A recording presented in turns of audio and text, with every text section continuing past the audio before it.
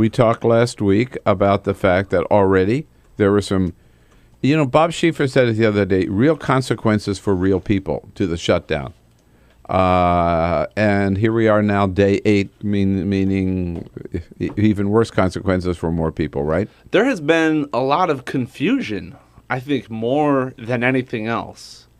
But it's been causing craziness because people aren't sure which programs are supposed to shut down. At the federal level, there's guidance from the Obama administration. And then at the state level, there's this whole extra layer of confusion. And I had a story last week. There were the WIC program, which serves women we talked and about that last week, right? So last week, several states were shutting down their WIC programs when the shutdown started. And this is going to affect thousands of struggling moms. And then at the end of the week, all these states said, never mind. We got more money from the federal government. And why they didn't know that they would have that money in advance, or why they couldn't say that they would have it, is just for bureaucratic reasons. Jay Carney started our briefing yesterday by pointing out the president had an update on the shutdown yesterday morning, in which, among other things, he learned that in at least 6 states, on top of all the kids who've already been tossed out of Head Start because of the sequester, in at least 6 states, they've had another whack at Head Start, and even more kids have been thrown out of Head Start because of the shutdown. Right. And so this is another impact. And that right? affects the whole family. Of course. Yeah. And my colleague Sam Stein was talking to some of the moms and dads who were relying on Head Start and just bawling when they learned that their kids would be kicked out. But yesterday, some philanthropists donated $10 million to undo that. So the confusion is what really reigns. It seems like your program's shutting down, and then for a bureaucratic reason or a charitable reason, it's starting back up. It happened in Arizona. They were going to shut down their welfare program, temporary assistance for needy families. And just yesterday, Jan Brewer said, no, don't shut it down. Why they went through that charade, knowing that they didn't really need to shut it down, is unclear. All right, today, October the 8th, so that means next Thursday, we run into the debt ceiling. Yeah. Right. And Republicans are already saying that we're willing to not raise the debt ceiling, go into default unless we still haven't gotten the end of what we want, right, which is killing Obamacare, or at least delaying it for a year. If we hit the debt ceiling, what happens? Well, it depends who you ask. You talk to economists, Wall Street people, and the Obama administration.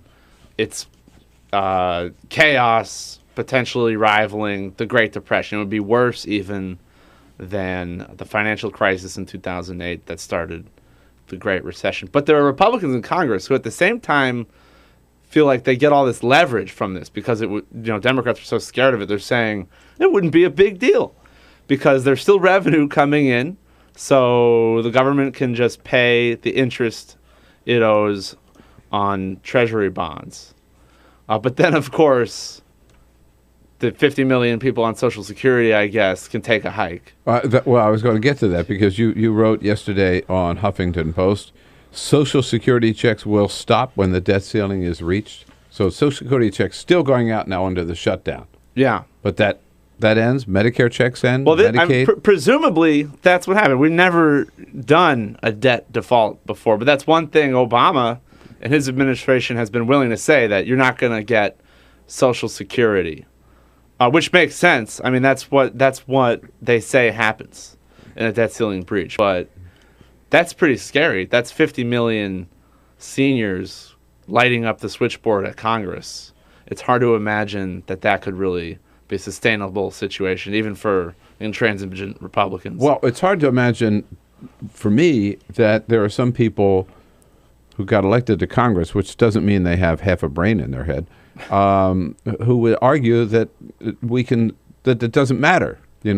So what, right? We can shut down the government, and what they're talking about, and that it won't have that kind of an impact. They ignore what they're hearing from all the heads of all the Wall Street institutions. Democrat or Republican, it doesn't matter. They all say this, as you pointed out, this is chaos.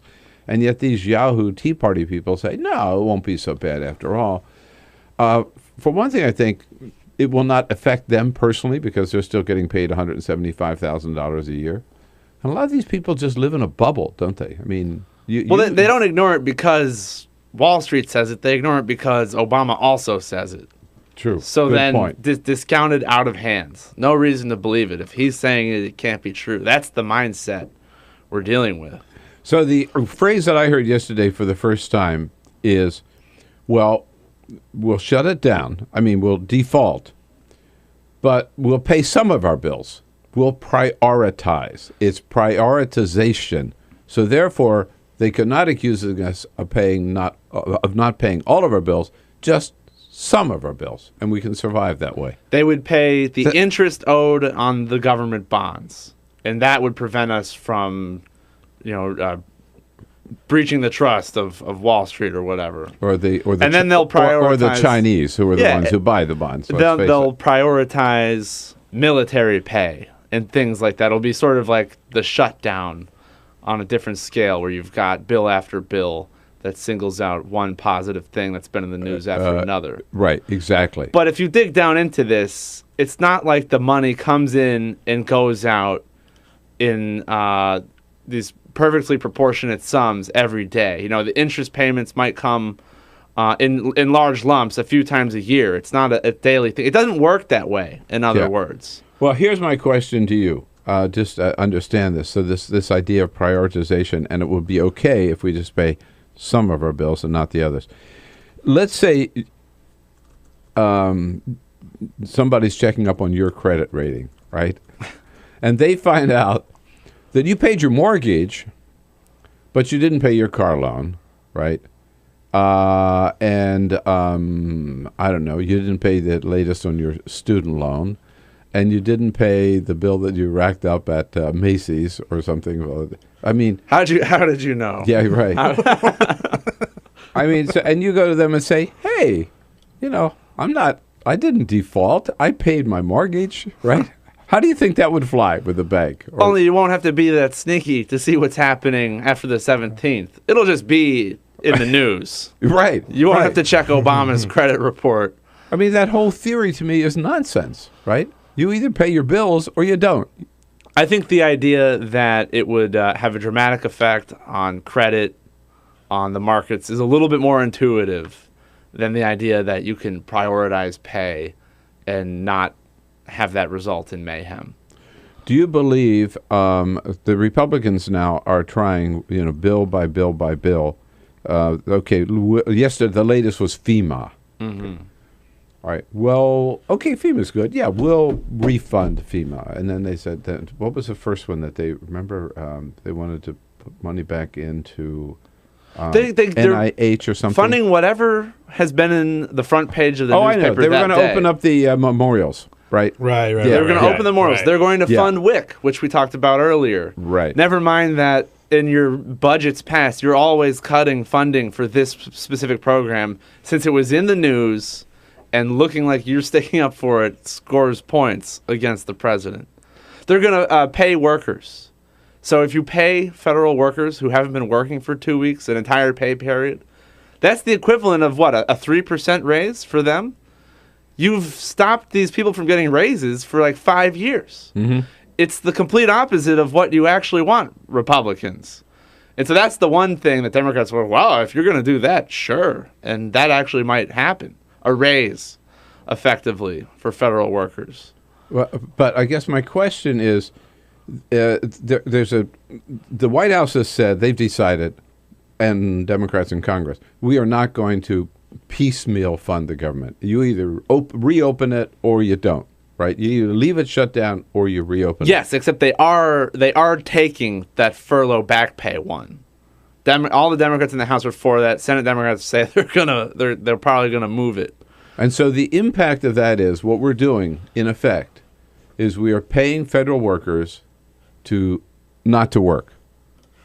No, that's exactly what it is. Right? And since it's effectively giving them a 3% raise, the opposite of what Republicans have wanted. How is that if you work less for the Yes. same pay, you got a raise. This is the labor movement for 100 years advocated for shorter hours and same pay, and that's a way of effectively giving yourself a raise. So that's what we're talking about for 800,000 I can say this. I talked to a federal employee yesterday who would rather be working, has a lot of work to do, cannot report. You're not allowed to go in. If you can't go in, and they'll send you away, right? You cannot. Yeah. Volunteer. Oh, it's against the law. It's against the law to go into work.